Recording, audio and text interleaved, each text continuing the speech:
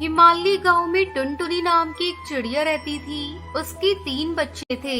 वो अपने बच्चों को लेकर हमेशा टेंशन में रहती थी, क्योंकि गांव के किनारे ही एक घना जंगल था। टुनटुनी चिड़िया को डर रहता था कि पता नहीं कब बच्चे खेलते हुए जंगल की तरफ निकल जाएं और जंगली जानवर का शिकार हो जाएं। इस बात से चिंतित चिड़िया हमेशा अपने बच्चों को गाइड करती रहती थी कि कभी भी उस जंगल की तरफ मत जाना। पर एक दिन टुन्नू चिड़ा को दूसरा जंगल देखने की इच्छा होती है और वो चुपचाप जंगल की तरफ चला जाता है। जब माँ टुनटुनी को इस बात का पता चलता है तो वो टेंशन में आ जाती है और तुरंत अपने बच्चे को ढूंढने निकलती है। वहाँ टुनटुनी का बच्चा खेलता हुआ अभी जंगल में कुछ ही दूर पहुँचता है कि तभी 2 बिल्लियाँ आकर उसे घेर लेती है।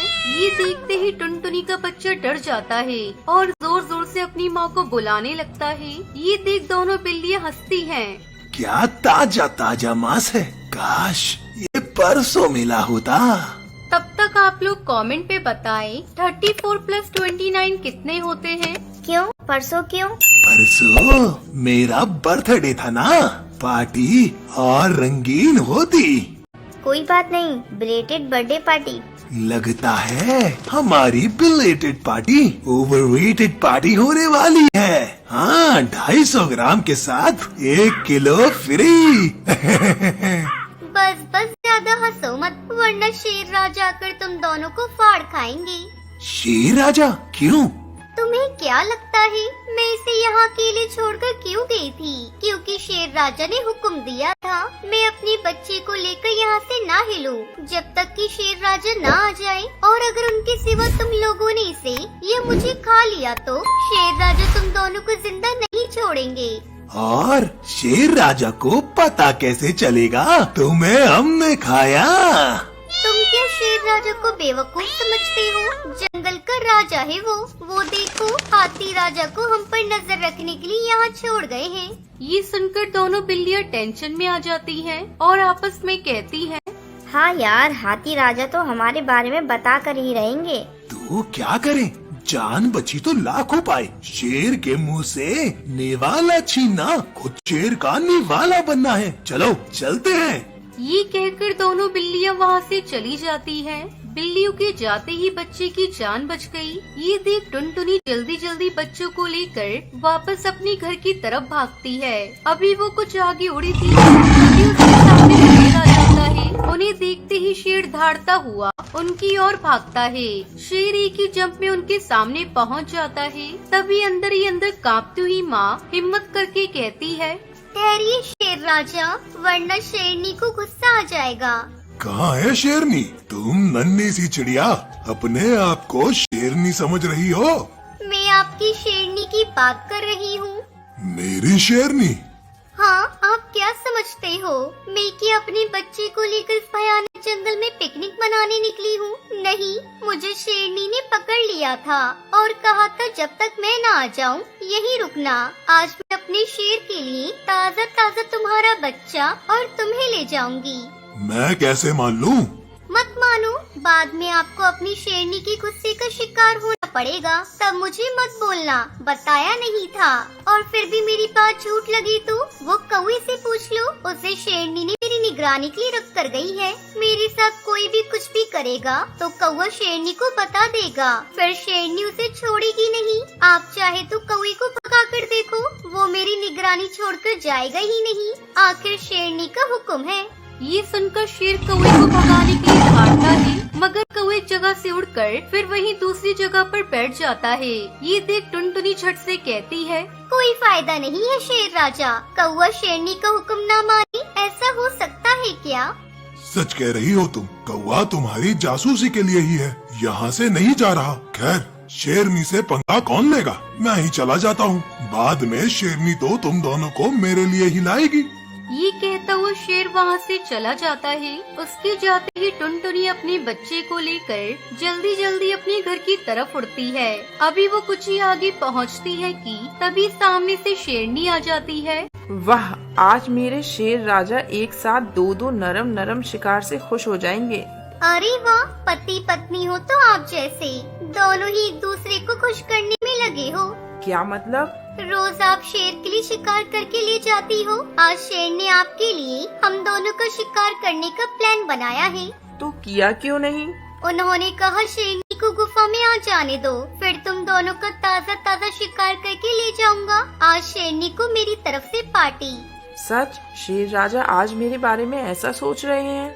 हाँ, गुफा में जाओ तो सही, वो आकर मुझे ले जाएंगे। ओके, लेकिन मेरे जाते ही तुम भाग गई तो? अब तक भागी किया, और फिर मेरी निगरानी के लिए शेर राजा ने तोते को लगा रखा है। मैं जहाँ भी जाऊँगी तोता मेरे पीछे पीछे आएगा और शेर राजा को रिपोर्ट करेगा। हाँ, मैं अभी जाकर शेर राजा को भेजती हूँ। ये कहते हुए शेरनी वहाँ से चली जाती है। टुनटुनी यहाँ वहाँ देखती है और अपने बच्चे को लेकर घर की तरफ भागती है। जो भागती है तो पीछे मुड़कर नहीं देखती और सीधा अपने घर के पेड़ पर जाकर ही सांस लेती है। बाकी बच्चे भी अपनी माँ और भाई को देखकर खुश हो जाते हैं। आप तो जंगल में गई थी, हम तो डर गए थे कि कहीं कोई जानवर मिल जाता तो। मिले थे जंगल में बिल्ले, शेर, शेरनी, पर माँ ने मुझे उन सब से बचा लिया। कैसे माँ उनसे लड़ी कैसे?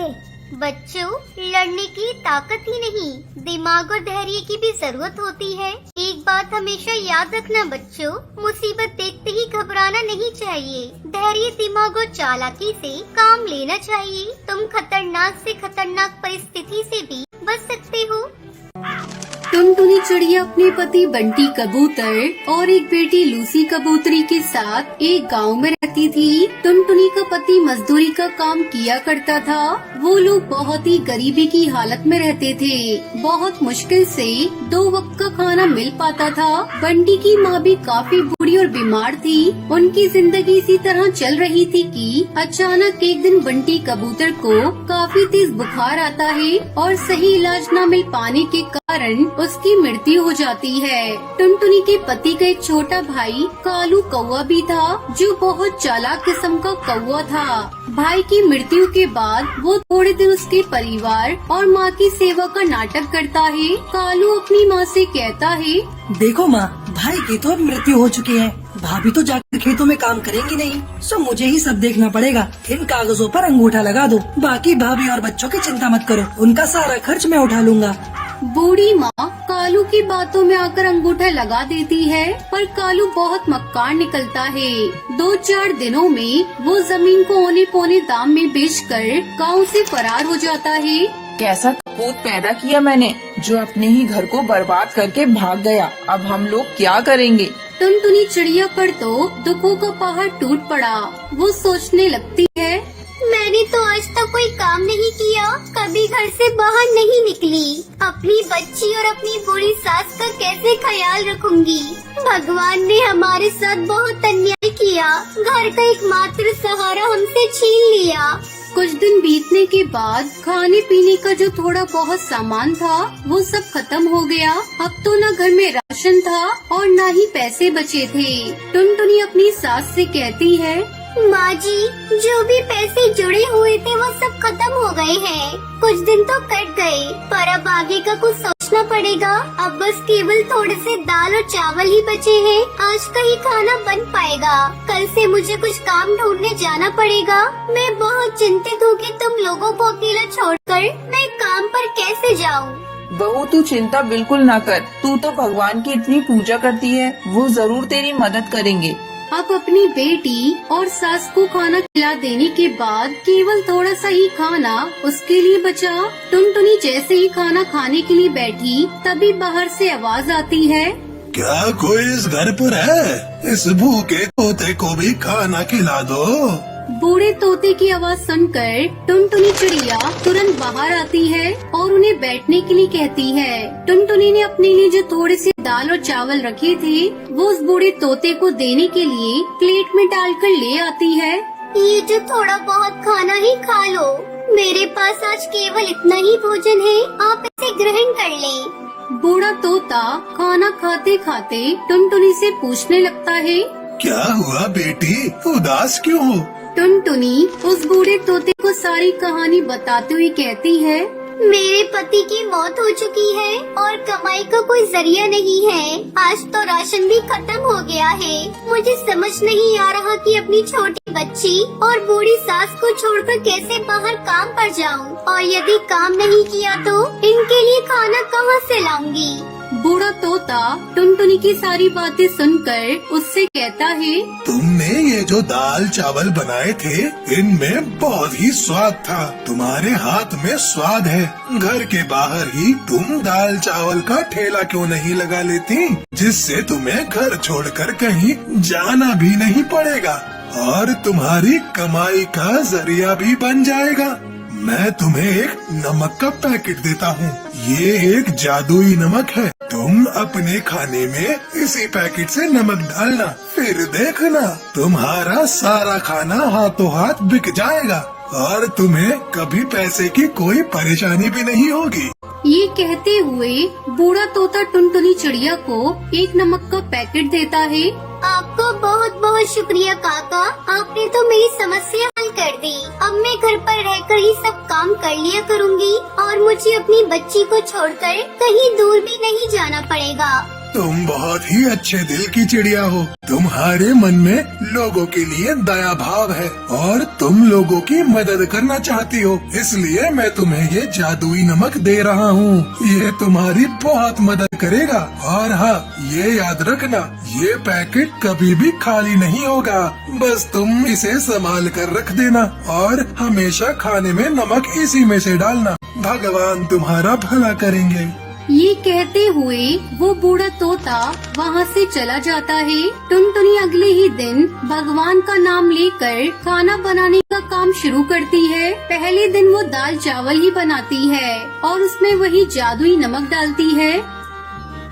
पहले ही दिन कुछ पक्षी टुनटुनी से दाल चावल खरीद कर खाते हैं, तो उसके दाल चावल के स्वाद से वो पक्षी बहुत खुश होते हैं। वाह बहन, क्या बात है। ये दाल चावल तो बहुत ही स्वादिष्ट है। हम भी रोज घर में दाल चावल बनाते हैं, परंतु ऐसा स्वाद तो कभी भी नहीं आया।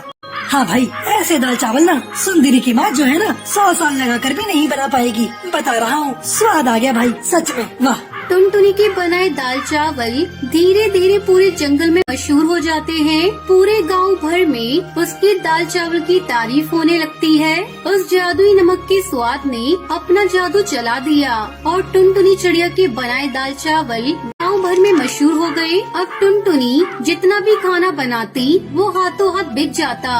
टुनटुनी की अच्छी खासी कमाई होने लगी। एक दिन टुनटुनी चिड़िया अपनी सास से कहती है, माँ जी, हमारे बनाए दाल चावल पूरे गांव भर में सबको पसंद आ रहे हैं और रोजाना ग्राहक बढ़ते ही जा रहे हैं। अब हमारे घर में पैसे की कोई कमी नहीं है। मैं सोच रही हूँ क्यों न मैं अपने साथ काम करने के लिए एक नौकर को रख लूँ और हम दाल चावल के साथ साथ सब्जी और रोटी भी बनाकर बेचेंगे, जिससे हमारी कमाई और बढ़ेगी। हाँ हाँ, क्यों नहीं बेटी, तुम इतने मन से और साफ सफाई से खाना बनाती हो तो खाने में तो स्वाद आएगा ही। तुम इसी तरह मेहनत करती रहो, भगवान तुम्हें सफलता देंगे। कुछ दिन बाद कालू कौवा घर वापस लौटा। वो अपनी माँ और भाभी से माफी मांगते हुए कहता है, मुझे माफ कर दो माँ और भाभी, मैंने आप दोनों के साथ बहुत बुरा किया। मुझे अपनी गलती का एहसास है। अगर भाभी तुम्हारे पास कोई काम हो तो मुझे रख लीजिए, मैं आपके काम में हाथ बटा दूंगा। टुनटुनी चिड़िया बहुत सोचकर बोली, ठीक है, मैं तुम्हें एक और मौका दे देती हूँ। तुम आज से ही मेरे ढाबे पर काम कर सकते हो। अब कालू कौवा कुछ दिन तक टुनटुनी चिड़िया के साथ अच्छे से काम करता है और उसे टुनटुनी चिड़िया के जादुई नमक का पता चल जाता है और वो सोचने लगता है, अगर मैं इनका जादुई नमक का पैकेट चुरा लूं, तो मैं भी इससे अच्छा खाना बनाऊंगा। उसमें वैसा ही स्वाद आएगा जैसा कि टुनटुनी के खाने में आता है। बस फिर क्या था, कालू कौवा लालच में आकर टुनटुनी के जादुई नमक में से थोड़ा सा नमक चुरा लेता है। टुनटुनी की बेटी ये सब देख लेती है। वहीं दूसरी ओर कालू कौवा टुनटुनी के चुराए हुए नमक से खाना बनाकर अपना ठेला लगाता है और सभी पक्षियों से कहता है, आइए आइए और कालू के ठेले पर आकर स्वादिष्ट खाना खाइए। कुछ पक्षी कालू के ठेले पर खाना खाने आते भी हैं, पर जैसे ही वो पक्षी खाना मुंह में डालते हैं उसे थूकने लगते हैं। थू थू थू थू थू। है इतना बेस्वाद और गंदा खाना, इसमें तुमने मसाले डाले हैं या जहर डाला है भाई? है थू थू थू थू। हमारे सारे पैसे बर्बाद कर दिए हैं, ये खाना तो कोई जानवर भी नहीं खाएगा। लाओ हमारे पैसे वापस करो।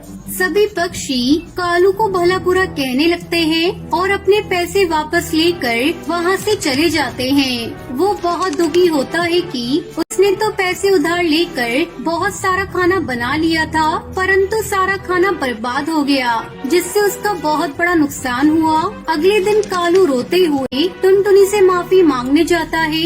उसे समझ में आ गया था कि एक भली चिड़िया के साथ बुरा करने और चोरी करने का अंजाम उसे मिल गया है। कालू कौवे को अपनी गलती समझ आ जाती है और उसके बाद से वो ईमानदारी के साथ टुनटुनी चिड़िया के यहाँ काम करने लगता है।